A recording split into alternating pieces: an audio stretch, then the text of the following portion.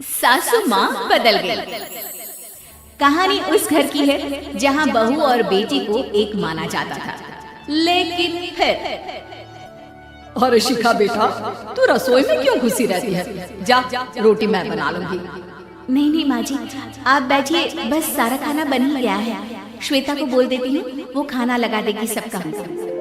Sorry भाभी, मेरे पास वक्त नहीं है। माँ, मुझे पैसे देना, पार्लर जाना है। हाँ हाँ चली जाना, भाभी को भी ले जाना। वो भी जाने को बोल रही थी पार्लर, और पहले ना मदद कर दे उसके खाना लगाने में। देख माँ, वो बहू है, उसे बहू रहने देना, इतना सर पर मत चढ़ा भाभी को।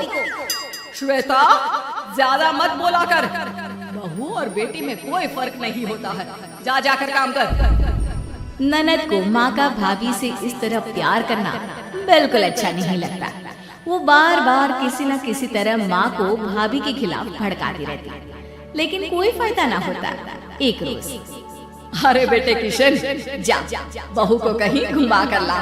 सारा दिन घर में काम करती रहती है। हाँ हाँ माँ, हम लोग जा रहे हैं ना गोवा। अच्छा जी, भाभी ने तो हमें बताया भी नहीं। वैसे तो सारी पंचायत करती है, ये गोवा वाली बात क्यों छुपा गई हमसे?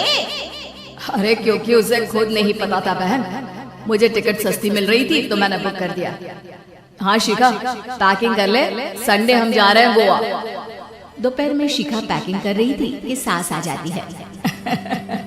ये क्या बहू, साड़ियाँ? अरे गोवा जा रही है घूमने या फिर शादी में मायके हैं?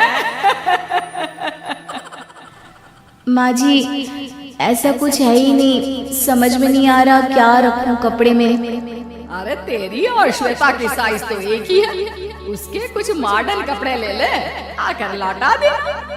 हाँ माँ जी, ये ठीक रहेगा। शिखा श्वेता के पास जाती है और उससे कपड़े मांगती है।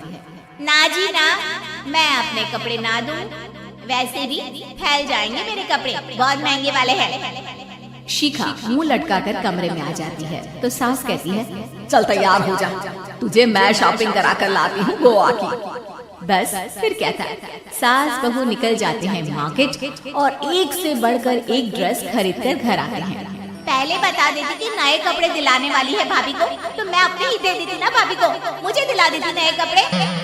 देख श्वेता, परिवार का मतलब सबके साथ रहना होता है, ना कि सिर्फ अपना सोचना। वैसे भी तुझे अच्छे संस्कार सीखने चाहिए।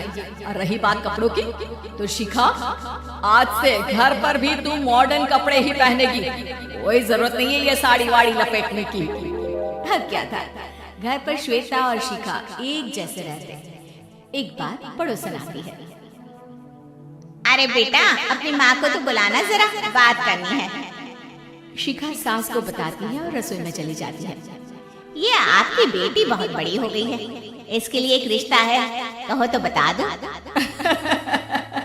ये बेटी नहीं बहू है, घर में सब एक जैसा ही रहता है।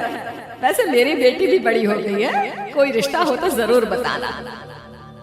पड़ोसन रिश्ता लेकर उन लोगों के घर आती है। तब श्वेता की होने वाली सास कहती है, तो ये घर है, कितने मंजिल का है?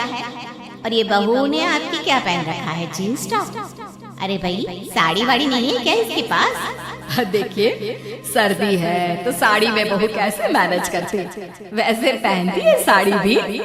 देखिए, हम लोग ठहरे पैसे वाले लोग, कोई कमी नहीं है हम लोगों के पास पैसों की, बहुत पैसे हैं, जमीन, नौकर, चाकर, कार, सब कुछ है, लेकिन घर में संस्कारी बहू चाहिए।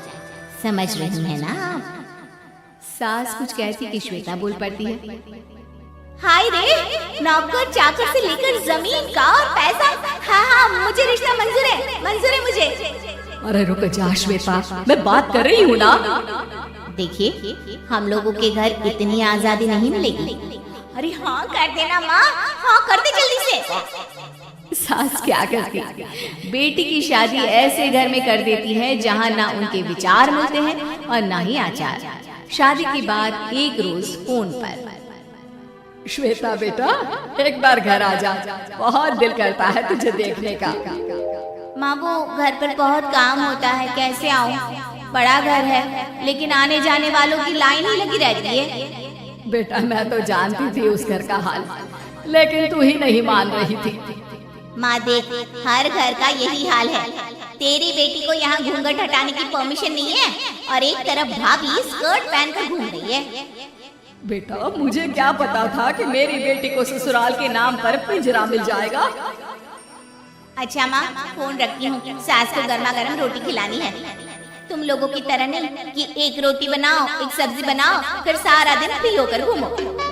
सास फोन तो रख देती है, लेकिन सोच में पड़ जाती है कि एक तरफ बेटी जिसे कोई आजादी नहीं, वहीं दूसरी तरफ बहू जिसे देखकर लगता ही नहीं कि उसकी शादी भी हुई है। अगले रोज शिखा, अरे ओ शिखा।